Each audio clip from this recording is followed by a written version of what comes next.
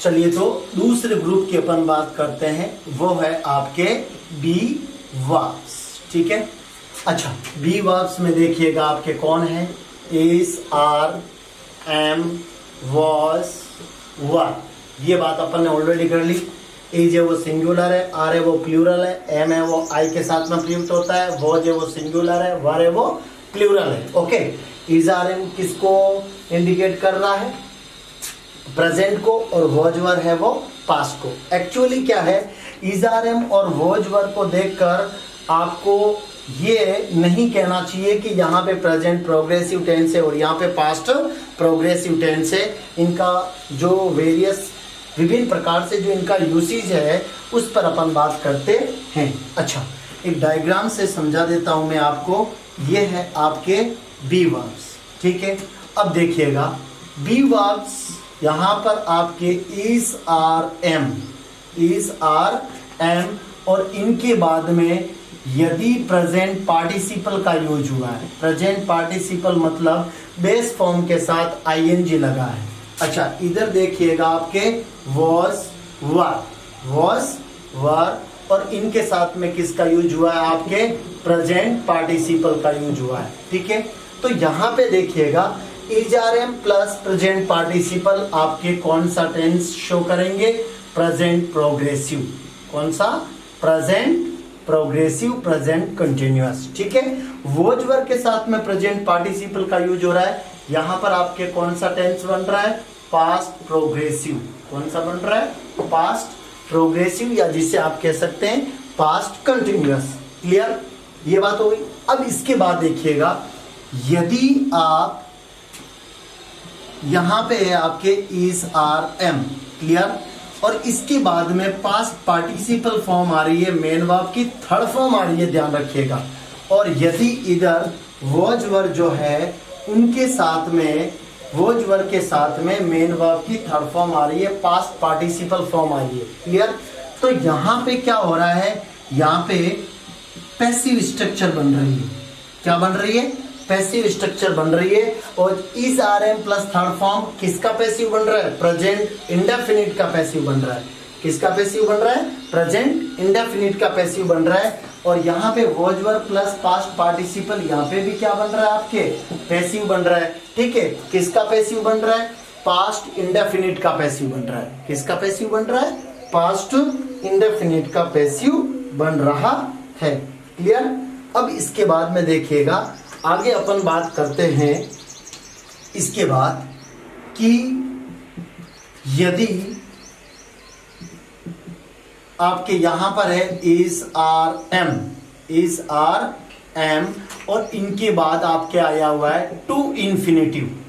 To infinitive एक non finite होता है, ठीक है, जो कि टू के बाद हमेशा बेस फॉर्म लेता है, टू के बाद हमेशा बेस फॉर्म लेता है। और इधर भी आपके वॉज, वर, और इसके साथ किसका प्रयोग हो रखा है, टू इन्फिनिटिव का प्रयोग हो रखा है। किसका यूज हो रखा है, टू इन्फिनिटिव का यूज हो रखा है। तो हमेशा ध्यान रखिएगा, पहले इसकी बात करते हैं। इज, आर, एम के बाद टू इन्फिनिटिव, एक तो देगा आपके प्रेजेंट इंटेंशन।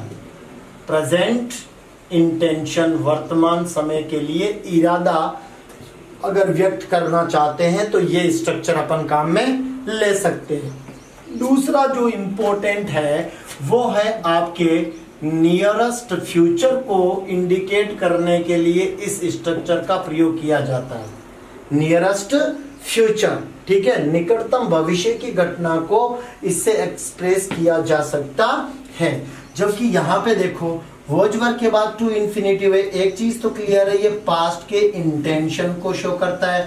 ठीक है, और पास्ट के इंटेंशन के साथ अब देखो ये नियरेस्ट फ्यूचर को तो ये शो कर नहीं सकता, लेकिन फिर भी ध्यान रखिएगा यहाँ पर दो इवेंट होती है, दो इंसिडेंट मेंशन्ड होती है। क्लियर, एक जो घटना घटित है, एक जो घटना घटित है, ठीक है, उस घटना के, अतीत की बात कर रहा हूं, पास्ट की, उस घटना के साथ अपन आगे के समय के लिए जो एक्सपेक्ट कर किया था या एक्सपेक्ट करते थे, ठीक है, उसके लिए जो है कौन सी स्ट्रक्चर का प्रयोग होता है, आपके was verb plus to infinitive का यूज होता है। हालांकि ये स्ट्रक्चर जो है वो ज्यादा इंपॉर्टेंट है। क्लियर।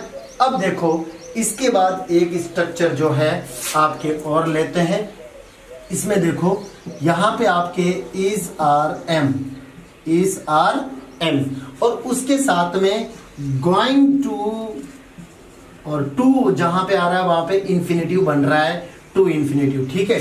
अब यहाँ पे क्या हो रहा है, इज आर एम, ठीक है, और उसके साथ में किसका प्रयोग हो रहा है, गोइंग का प्रयोग हो रहा है, और इसके बाद में किसका प्रयोग हो रहा है, टू इंफिनिटिव का प्रयोग हो रहा है। ये भी आपके नियरेस्ट फ्यूचर की इवेंट को एक्सप्रेस करने की स्ट्रक्चर होती है। Clear. Is are am going, और इसको गोइंग टू सेंटेंस बोलते हैं, और गोइंग के बाद में आपके क्या बन रहा है, टू इंफिनिटिव बन रहा है। ये भी निकटतम भविष्य को एक्सप्रेस करने की स्ट्रक्चर है। जबकि यहाँ पे आप वॉज वर्ब इसके रूप में वॉज वर्ब प्लस गोइंग और टू इंफिनिटिव का प्रयोग करेंगे तो यहाँ पे आपके वही चीज है जो अभी आप बात कर रहे थे। कहाँ पे, पास्ट इंटेंशन या जो नियरेस्ट फ्यूचर की बात करेंगे, ठीक सिमिलर फॉर्म के रूप में प्रयुक्त होती है। क्लियर।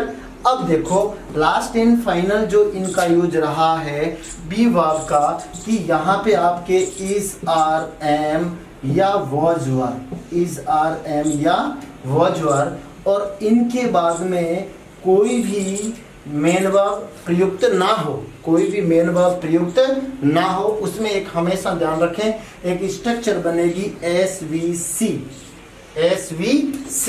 यहां पर क्या होगा देखिएगा, सब्जेक्ट आएगा, वर्ब के रूप में is are am was verb, be verb का प्रयोग होगा, और बी वर्ब जो है उसके बाद में कॉम्प्लीमेंट आएगा हमेशा। ठीक है, पूरक आएगा, और वो पूरक हमेशा किसके लिए आएगा, सब्जेक्ट के लिए आएगा। सब्जेक्ट कॉम्प्लीमेंट के रूप में आएगा, मतलब कर्ता पूरक के रूप में आएगा, मतलब एक शब्द या एक शब्दों का समूह जो आपके सब्जेक्ट के बारे में एडिशनल या एक्स्ट्रा इंफॉर्मेशन प्रोवाइड करते हैं, और उसे कहते हैं आपका कर्ता का पूरक। और ये जो वर्ब है बी वर्ब, वो यूज होता है आपके लिंकिंग वर्ब के रूप में। किसके रूप में होता है, लिंकिंग वर्ब के रूप में होता है। ये तो आपके प्रेजेंट स्टेट को शो करेगी, प्रेजेंट स्टेट को, वर्तमान की दशा को, और ये आपके शो करेगी पास्ट की स्टेट को, अतीत की दशा को। क्लियर। अब देखिएगा ये जो डायग्राम है, अपन एक एक स्ट्रक्चर की बात करते हैं, एग्जाम्पल लेते हैं। सबसे पहले देखिएगा जो अपन ने बात की थी कि is are am was verb, is are am के साथ प्रेजेंट पार्टिसिपल है, प्रेजेंट प्रोग्रेसिव टेंस बन रहा है। जैसे अगर मैं छोटे छोटे एग्जाम्पल लूं, I am reading this chapter at this time, आगे एडवर्ब वगैरह चलिए छोड़िए। यहां पर आप देखिएगा आई एम रीडिंग, ठीक है, यहां पर हेल्पिंग वर्ब के रूप में इज आर एम का प्रयोग हुआ है, और उसके बाद में प्रेजेंट पार्टिसिपल का यूज हुआ है। ठीक है, तो कौन सा जो है टेंस बन रहा है, present progressive. They are playing. Okay, तो यहां पे देखिएगा कि कौन सा टेंस बन रहा है, प्रेजेंट प्रोग्रेसिव। यहां पे अपन बात करते हैं कि दे वर वाटरिंग इन द गार्डन। ठीक है, तो यहां पे देखिएगा वॉज वर्ब के साथ में प्रेजेंट पार्टिसिपल है, वॉज वर्ब के साथ में प्रेजेंट पार्टिसिपल है। जैसे she was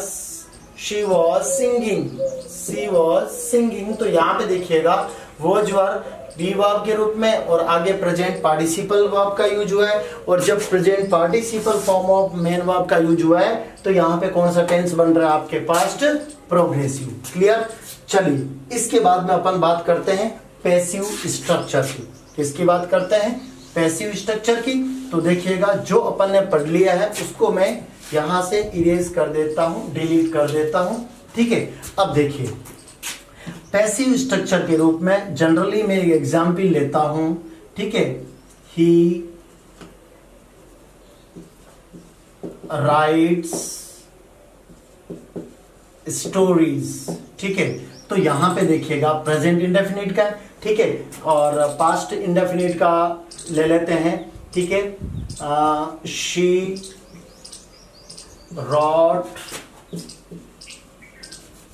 wrote many plays, she wrote many plays। अच्छा, इनका पैसिव स्ट्रक्चर देखिएगा आप, ठीक है, तो क्या हो जाएगा, stories are written, stories are written. तो यहां पे देखिएगा इज आर एम के साथ में किसका प्रयोग हो रहा है, थर्ड फॉर्म का प्रयोग हो रहा है। यहां पे देखिएगा many place were written, many place were written. तो यहां पे देखिएगा वॉज वर के साथ में किसका प्रयोग हो रहा है, थर्ड फॉर्म का प्रयोग हो रहा है। तो यहां पे ध्यान दीजिएगा, केवल इज आर एम या वॉज वर को देख के आपको टेंस आइडेंटिफाई नहीं करना चाहिए, और ये नहीं सोचना चाहिए यहां पर प्रेजेंट प्रोग्रेसिव है, यहाँ पे पास्ट प्रोग्रेसिव है। यहाँ पे देखिएगा इज आर एम के बाद में थर्ड फॉर्म है और यहाँ पे वॉज वर के बाद में थर्ड फॉर्म है, तो ये पैसिव है। और पैसिव किसका है, ये आपके पैसिव है प्रेजेंट इंडेफिनिट का, और ये आपके पैसिव है पास्ट इंडेफिनिट का। क्लियर। चलिए, इसके बाद में नेक्स्ट स्ट्रक्चर लेते हैं आपकी, और नेक्स्ट स्ट्रक्चर देखिएगा is are am plus to infinitive, ठीक है। The bus is to depart, the bus is to depart shortly. अब यहां पे देखिएगा, ठीक है, the bus is to depart shortly. यहां पे देखिएगा बी वर्ब के रूप में इज आर एम का प्रयोग हुआ है, और इसके बाद में किसका प्रयोग हो रहा है, यहाँ पे टू इन्फिनेटिव का। तो वो जो बस है वो शॉर्टली, कुछ ही समय में डिपार्ट करने वाली है, अर्थात निकटतम भविष्य में ये घटना क्या है, निकटतम भविष्य में ये घटना घटित होगी, ठीक है। He is to speak, he is to speak. तो यहां पे देखिएगा किसको शो हो रहा है, किसका सेंस आ रहा है, निकटतम भविष्य का सेंस आ रहा है। तो यहां पे आप is are am was were को देख के प्रोग्रेसिव टेंस के रूप में इनको ना पहचाने। क्लियर। लेकिन एक चीज और है कि इनका जब अपन पैसिव स्ट्रक्चर बनाते हैं, इनका जब अपन पैसिव स्ट्रक्चर बनाते हैं इस प्रकार की संरचना का, तो हमेशा ध्यान रखिएगा टू इन्फिनेटिव का पैसिव बनता है। एकमात्र नॉन फाइनाइट है, हमेशा पैसिव फाइनाइट वर्ब का बनता है, लेकिन एकमात्र नॉन फाइनाइट वर्ब है टू इन्फिनेटिव जिसका पैसिव बनता है। क्लियर। अब यहां पे देखिएगा, ये अपन ने बात की, इसके बाद अपन लेते हैं आपके गोइंग टू सेंटेंस, ठीक है।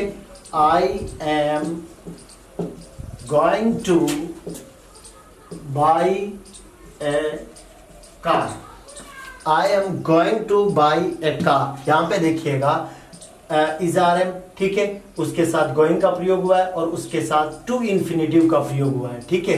They are going to play a match. तो यहां पे देखिएगा ये जो दोनों सेंटेंस है वो निकटतम जो नियरेस्ट फ्यूचर की इंसिडेंट है उसके बारे में आपको बताने जा रहे हैं।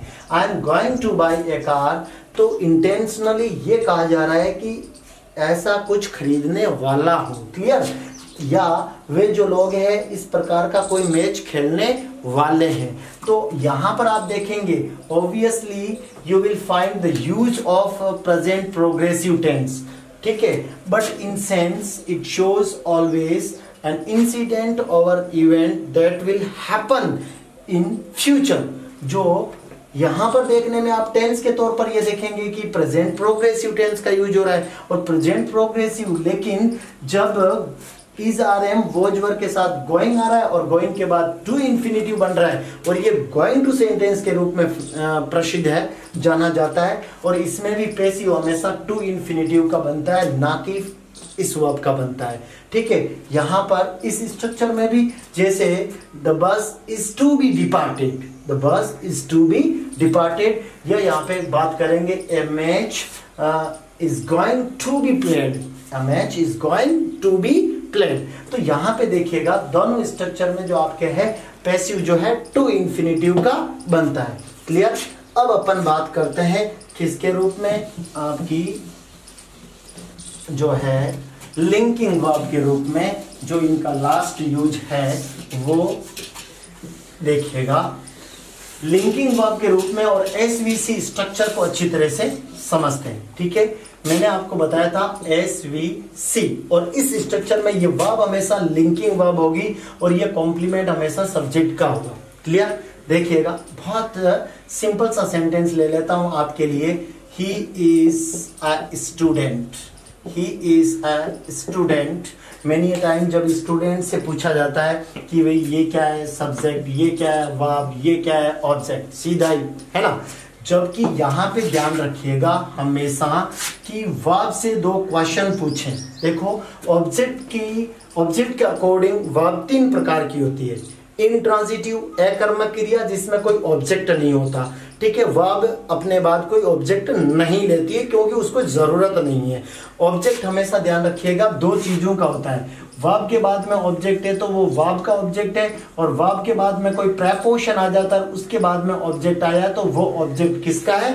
प्रेपोजिशन का है। हमेशा ध्यान रखिएगा, वर्ब के बाद ऑब्जेक्ट है तो वो वर्ब का ऑब्जेक्ट है, और वर्ब के बाद प्रेपोजिशन आया उसके बाद में ऑब्जेक्ट है तो वो ऑब्जेक्ट हमेशा किसका होता है? प्रेपोजिशन का होता है। क्लियर? अब यहाँ पे देखिएगा कि वर्ब से 2 सवाल पूछे जाते हैं, क्या और किसको, व्हाट और whom, व्हाट और whom। ठीक है ना। तो अगर कोई ऑब्जेक्ट, कोई आंसर नहीं मिल रहा है तो कोई ऑब्जेक्ट नहीं है, वो वर्ब इंट्रांजिटिव है, अकर्मक है, और यदि एक रिस्पॉन्स मिल रहा है तो वो एक ऑब्जेक्ट है, और वो एक ऑब्जेक्ट व्यक्ति या वस्तु किसी को भी रेफर्ड हो सकता है, और उस स्थिति में वर्ब कहलाती है ट्रांजिटिव वर्ब, सकर्मक क्रिया। ठीक है, और यदि दोनों के रेस्पॉन्स मिल जाते हैं तो हमेशा ध्यान रखिएगा वो वर्ब जो है डाइट्रांजिटिव होती है, द्विकर्मक होती है। और द्विकर्मक क्रिया हमेशा ध्यान रखिएगा उसके बाद में जो 2 ऑब्जेक्ट होते हैं, एक व्यक्ति को तो दूसरा वस्तु को रेफर करता है, और एक वस्तु को तो दूसरा व्यक्ति को रेफर्ड होता है। और जो वस्तु को रेफर्ड है वो तो कहलाता है आपके डायरेक्ट ऑब्जेक्ट, और जो व्यक्ति को रेफर्ड होता है वो आपके कहलाता है इनडायरेक्ट ऑब्जेक्ट। क्लियर? तो यहां पे देखिएगा ही इज। ठीक है, अब इस कंडीशन में देखिएगा कि ए स्टूडेंट, अगर मैं यहां तक सेंटेंस को रखता हूं ही इज, ठीक है, तो ही के बारे में आपके पास जो है फुलफिल इंफॉर्मेशन नहीं है। ठीक है ना। ये एक शब्द या एक शब्दों का समूह जो किसके बारे में आपको इंफॉर्मेशन प्रोवाइड करवा रहा है? सब्जेक्ट के बारे में। क्लियर? तो ये कहलाता है आपके कॉम्प्लीमेंट। क्या कहलाता है? कॉम्प्लीमेंट। और यहां पर इजारेम वोजवर के बाद में, इजारेम वोजवर के बाद में कोई मेन वर्ब प्रयुक्त नहीं होती है। यहां पर एक नाउन आ सकता है, नाउन फ्रेज आ सकती है, एडजेक्टिव आ सकता है, एडजेक्टिव फ्रेज आ सकती है। क्लियर? तो हमेशा ध्यान रखिएगा, जैसे she was blind, she was blind. ठीक है, तो यहां पे देखिएगा ये सब्जेक्ट है, ये वर्ब है। ठीक है, और यहां पर ये एडजेक्टिव है जो किसके बारे में इंफॉर्मेशन प्रोवाइड कर रहा है? सब्जेक्ट के बारे में। तो ये आपके किसका कॉम्प्लीमेंट हुआ? सब्जेक्ट का कॉम्प्लीमेंट हुआ। और ऐसी जो वर्ब होती है वो आपके कौन सी वर्ब होती है? लिंकिंग वर्ब होती है। क्लियर? चलिए, इसके बाद में जो फाइनल ग्रुप रहा है उसके संदर्भ में अपन बात करते हैं। और